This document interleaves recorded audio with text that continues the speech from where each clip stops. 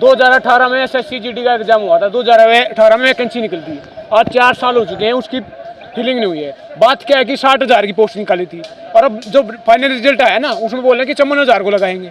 समझ रहे हो बात को? ये आपको पहले डिसाइड करना चाहिए, क्लियर होना चाहिए ना कि 60,000 निकाले, 60,000 को लेंगे, 54,000 क्यों ले रहे हो? अब जो ये 6,000 बच्चे हैं, इनका कितना खर्चा पानी हो आपको पता है क्या है? एक तो 4 साल हो गए, पहले से 4 साल हो गए, ऊपर से एग्जाम दो तीन बार एग्जाम होते हैं, उसका खर्चा होता है आने जाने का, मेडिकल फिट है सारे के सारे से, तो क्लियर क्यों नहीं करते आप? ऊपर से बार चार बार वो ये नॉर्मलाइजेशन होती है। नॉर्मलाइजेशन है क्या है कि घोटाला होता है। घोटाला कैसे होता है? इस देश में आपने सुना होगा पहले नौकरियां बेची जाती थी, अब नॉर्मलाइजेशन के थ्रू बेची जाती थी। कैसे बेची जाती है मैं बता दूं आपको। SSC है वो खेलता, मतलब बच्चा तो है नहीं कि नया बच्चा उसने चलना शुरू किया है, और सालों से दशकों से कंडक्ट करवाती है एग्जाम, 24-25 टाइप के एग्जाम कंडक्ट करवाती है। वो क्या बोल देगी, एक पेपर वीक बना देगी, एक स्ट्रॉन्ग बना देंगी, फिर आप एफिशिएंट नहीं हो, आपके बस की बात नहीं है। आप क्लियर बोलो, नहीं हमारी बस की बात नहीं है।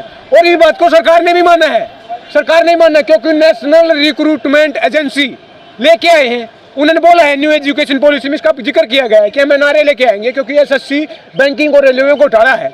SSC स्टाफ सिलेक्शन कमीशन होता है, लेकिन सिलेक्शन नहीं हो रहा है, इसमें स्कैम हो रहा है। स्टाफ स्कैम कमीशन स्कैम ही, और आप देख लो 2018 में सबसे बड़ा प्रोटेस्ट हुआ था। जो 6,000 बच्चे जिनको कि नहीं किया गया, जो यहाँ पे ये धरना दे रहे हैं, क्या लगता है कोई घोटाला है इसके पीछे? कोई बिल्कुल है ना, मैंने बोला ना, अगर आप पहले बता दो ना। मैंने बोला कितना खर्चा होता है यार, 4 साल हो चुके हैं। एक इंटरेस्टिंग बात बताऊं आपको, ध्यान से सुनो, लॉजिकल है, लॉजिक इस देश में खतरे में है। जब आम चुनाव हुआ 2019 का, तो 60 करोड़ लोगों ने वोट दी थी। 60 करोड़ लोगों ने डेढ़ महीने में कंडक्ट हुआ था पूरे देश में। ये कितने बच्चे हैं? 60,000। पेपर कितने दिन में हुआ? 4 साल में। इस लॉजिक को समझो आप। अरे इलेक्शन 60 करोड़ लोगों का 1.5 महीने में हो सकता है, तो एग्जाम 1 दिन में नहीं हो सकता। इनके पास बोल है ना डिजिटल इंडिया, 1 दिन में करवा सकते हैं, लेकिन मनसा नहीं है, विल नहीं है, इच्छा नहीं है, चाहते ही नहीं है कि रोजगार मिले, आगे बढ़ गए। क्योंकि ये रोजगार मिल गए, आगे बढ़ गए तो सवाल पैदा हो जाएगा। अगर ये पढ़े लिखे तो सवाल पैदा हो जाएगा, सवाल पैदा हो गया तो एक्सपोज हो जाएंगे। शिक्षा सवाल को पैदा करती है, और कुछ किया तो है नहीं, एक्सपोज इसलिए हो जाएंगे। तो यही हो रहा है इन देश में। 54,000 को ले लिया गया, इनको छोड़ दिया गया, क्यों छोड़ दिया गया? मतलब ये कोई कुछ अलग थे या कुछ अलग बात थी इनमें? साजिश है ना, नॉर्मलाइजेशन मैंने बोला ना, जो अपने कितन के नियर एंड डियर होते हैं सरकारों के, पिट्टू होते हैं, चापलूस होते हैं, जो उनके मतलब क्लोज होते हैं, उनको लगाया जाएगा पैसे देकर। जो पार्टी के वर्कर होते हैं फ्री में काम करते हैं क्या? वो सालों से वेट कर रहे हैं, किस लिए कर रहे हैं कि वो वैकेंसी आएगी, मेरी सरकार आएगी, मेरा काम बनेगा, मेरा बेटा लगेगा, तो वर्क कर रहे हैं। जो यही तो हो रहा है देश में, और क्या हो रहा है? ऊपर से नौकरियां मैंने बोला 4-4 साल में। और थोड़ा सा बता दूं, IBPS PO का IBPS की नौकरी होती है, कल का एग्जाम होता हो। 2014 में इनकी सरकार आई, कितनी पोस्ट थी? 22,000। आज कितनी रहेगी 2021 में? 1,100। CGL का एग्जाम होता है, उसमें 14,000 पोस्ट होती थी 2014 में, आजकल 6,000 आ गई है। नौकरियां खत्म हो रही हैं। खत्म कैसे हो रही हैं? सरकारी नौकरी कहाँ मिलती है? PSU मिलती है, सरकारी संस्थान होती है, सरकारी कंपनियां होती है, वहाँ मिलती है, उनको बेचा जा रहा है। बोला ना नया बजट में, क्या बोला? 2 बैंक बेचे जाएंगे, बैंक बेचे जा रहे हैं। PSU 23 ये तो बेच दिया अंडर पाइपलाइन, 149 PSU का। PSU वही होते हैं सरकारी संस्थान, उनको बेचा जाएगा। 2.25 लाख करोड़ का टारगेट रखा डिस इन्वेस्टमेंट का। डिस इन्वेस्टमेंट क्या है कि सरकार का स्टेक बाहर निकाला जाएगा, कंपनियों को बेचा जाएगा, तो कंपनियां बिक जाएंगी, सरकारी संस्थान बिक जाएंगे, तो नौकरी अपने आप ही खत्म हो जाएंगी, देश अपने आप ही खत्म हो जाएगा। कैसे हो जाएगा? क्योंकि फिर प्राइवेटाइजेशन होगा, निजीकरण होगा। निजीकरण होने से क्या होगा? अगर वो लॉकडाउन में हुआ वही होगा, क्योंकि निजीकरण वाले 8,000 रुपये सैलरी देते हैं। 8,000 में क्या आता? कुछ नहीं आता। 8,000 तो मतलब स्कूलों की फीस है। दिल्ली पब्लिक स्कूल, आप दिल्ली में खड़े हैं, दिल्ली पब्लिक स्कूल के 1 महीने की फीस है 12,000 रुपये। हमारी सैलरी कितनी है? 8,000। सॉरी नहीं, लेकिन एक मुद्दा ये भी तो उठता है ना कि अगर तो आप ले रहे हो तो सबको लो, और नहीं तो 5-6 हज़ार लोगों को क्यों छोड़ रहे हो? वही तो अब बात क्या है कि जो होम मिनिस्ट्री उन्होंने दोबारा निकाला है नोटिफिकेशन कि हम 1.5 लाख के करीब वैकेंसियाँ निकाल लेंगे, मतलब 1 लाख से ऊपर, 1 लाख से ऊपर वैकेंसियाँ खाली पड़ी हैं। अब ये मेडिकल फिट है, इनको ले लो ना। ये तो 6,000 तो बच्चे तैयार हैं, ये तो तैयार है ना, तैयार माल, इसको ले लो, क्योंकि दोबारा खर्चा होगा नहीं इनका। ये समझ, लॉजिक को समझो आप। मैंने बोला ना क्यों खत्म किया जा रहा है देश को, धीरे धीरे इरोड किया जा रहा है, खत्म किया जा रहा है। जो लिबर्टी होती है ना, राइट्स एंड लिबर्टी, उन पर अटैक किया जा रहा है। पहले क्या बोलेंगे? बेटी बचाओ बेटी पढ़ाओ। जो बेटी पढ़ गया तो जेल में डालेंगे। दिशा रवि के साथ क्या हुआ? 21 साल की थी। मंदीप पुणे के साथ क्या हुआ? पत्रकार हो, आपके साथ क्या हो रहा है? नहीं, लेकिन ये कारण क्या है? ये लॉजिक नहीं समझ में आया कि कुछ को छोड़ दिया, कुछ को पकड़ लिया, एक ही चीज़ का एग्जाम हमने दिया। मतलब बिल्कुल ये तो समझ से परे हो रहा है। ये चीज़ कैसे हो रही है? ये सरकार बताए ना कि किस समझ से परे क्यों? ये घोटाला नहीं तो क्या है? बोलते रहे transparent, minimum government maximum governance. कहाँ है गवर्नेंस, बताओ ना हमें भी। अब कागज पे लिख के दो ना, अब साथ साथ बात करो ना। 1.5 महीने से बैठे हैं, पहले तो बंगला साहब में बैठे थे, फिर रैन बसेरा वहां से निकाले, दोनों जगह से निकाले, अब सड़क पर बैठे, यहाँ से भी यहाँ भी नहीं बैठने दिया जा रहा। आर्टिकल 19 हमारे संविधान का गारंटी देता है, राइट टू प्रोटेस्ट की गारंटी देता है, उसके अंदर एक्सरसाइज कर रहे हैं। किसी बाप की है क्या दिल्ली, किसी बाप की है सड़क, पब्लिक प्रॉपर्टी है, मतलब पीसफुली प्रोटेस्ट कर रहे हैं। एक भी वारंट की घटना बता दो आप, एक पत्ता भी तोड़ा तो हमें प्रोटेस्ट नहीं करने दिया जा रहा। अपने अकेले खड़े हैं, भीख मांग रहे क्या? कहाँ गए आप लोग, कहाँ गए? पूरे देश से हैं, पूरे देश से हैं, पूरे देश से आए हैं। क्या बात है कि बोल रहे हैं कि पकौड़ा तल्लू। अपने यूपी में देखा होगा ना, यूपी में चपरासी पोस्ट निकलती है, उसके लिए पीएचडी होल्डर पीजी होल्डर वो आते हैं एग्जाम को देने के लिए, वैकेंसी पे, क्योंकि चपरासी का फॉर्म भरे, पीएचडी क्यों करवा रहे हो आप?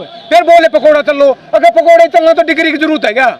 डिग्री डिप्लोमा की जरूरत है क्या? पीएचडी की जरूरत है? पकौड़ा तलने के लिए डिग्री की जरूरत होती है क्या? अनस्किल्ड काम होता है, कोई भी कर सकता है।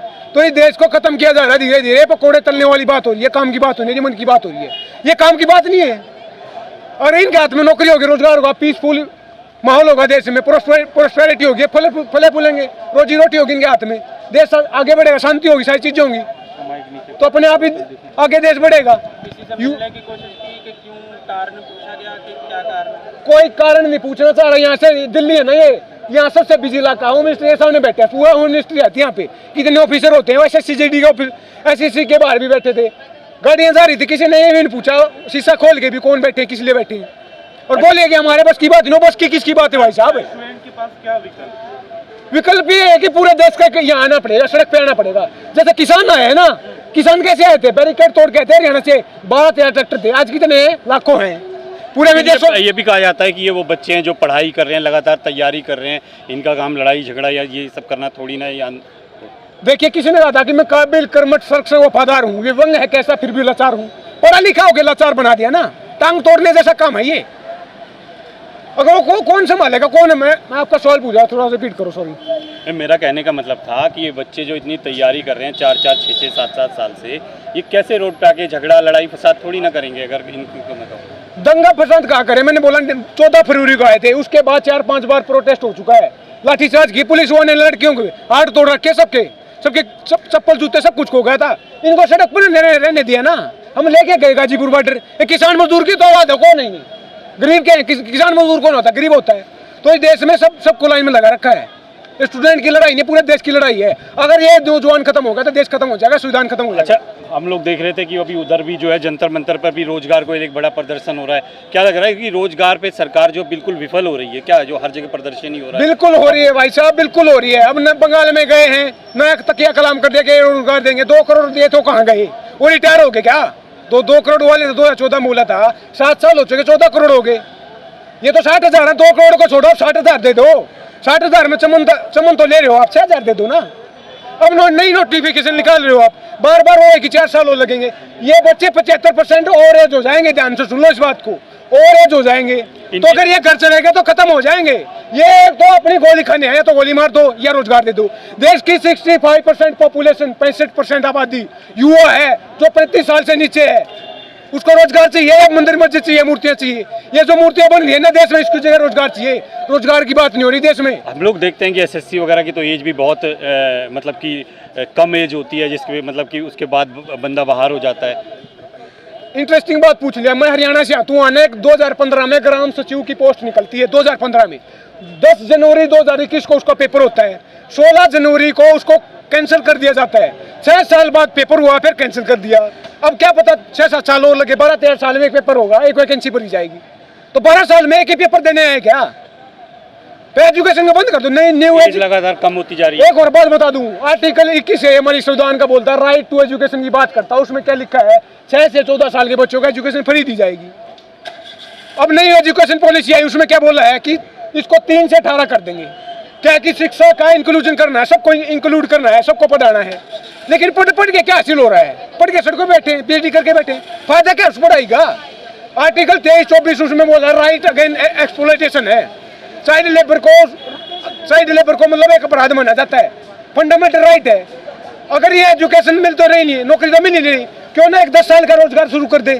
अगर 10 साल के पकौड़े, 10 साल का अगर पकौड़े की रेडी लगा था, तो अब 30 साल की उम्र हो चुकी है, 20 साल में कुछ जुगाड़ कर सकता था? नहीं कर सकता था, क्योंकि 30 साल के बाद भी रोजगार नहीं मिल रहा। 6-7 साल में एक वैकेंसी फिल हो रही है, तो देश अपने आप ही खत्म हो जाएगा। आगे अब क्या होगा? आगे क्या होगा? ऐसे जैसे हाल है अभी, लगातार जिस तरीके से लोग छात्र आ रहे हैं, इससे आगे क्या होगा, क्या देखते हैं? किसी ने कहा था कि बात जब वसूल हो पाए टकराना जरूरी है, अगर जिंदा हो तो जिंदा नजर आना जरूरी है। अगर देश का युवा जिंदा है तो यहाँ पे आ जाओ। ये अकेले हमारी लड़ाई नहीं, एक SSC GD की लड़ाई। मैं यहाँ पे खड़ा था, रेलवे वाले बच्चे जा रहे थे, वहाँ प्रोटेस्ट कर रहे थे हमारे पास में, क्या बोले कि हमारी लड़ाई है तो SSC वाले हैं। ये मतलब हालात हो चुके हैं देश के। तुम भी तो युवा हो, इकट्ठे हो जाओगे ना, क्योंकि एकता में बल होता है। अलग अलग जाओगे तो अलग अलग तोड़ दिए जाओगे। 2019 में मुसलमान तोड़े थे, 2020 में किसान, 2018 में दलित बीमा कोरेगांव, आज ये स्टूडेंट तोड़े जा रहे हैं। अगर सब इकट्ठे हो गए तो क्या औकात है किसी के बाप का हिंदुस्तान है क्या? रात इन 2 ने कहा था कि लगेगी आग तो आएंगे कई घर जिद में। यहाँ पे सिर्फ हमारा मकान तोड़ी है। ये मत सोचो कि स्टूडेंट की बात है, पूरे देश की बात है, ये युवा की बात है, ये देश की बात है, ये संविधान की बात है।